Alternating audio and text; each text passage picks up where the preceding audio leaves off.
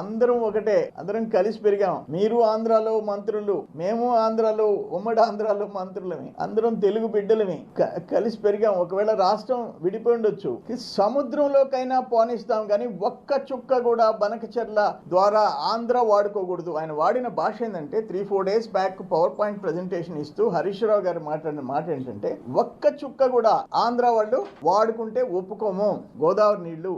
ఎట్టొస్తాయి ఆ మాటలు? మన అందరం అన్నదమ్ముళ్ళన్నా మర్చిపోతే ఎట్ట? పెహల్గాంలో ఉగ్రవాదులు ఆంధ్ర వాళ్ళు అంటే కాదు కదా. ఇట్లా మాట్లాడితే ఎట్టా అంట? సముద్రానికైనా పోనండి, 3000 TMC 3000 TMCలు సముద్రంలోకి పోనండి, ఆంధ్ర 200 TMCలు బనకచెర్ల కట్టేదానికిలే, కడితే మేము ఒప్పుకోం.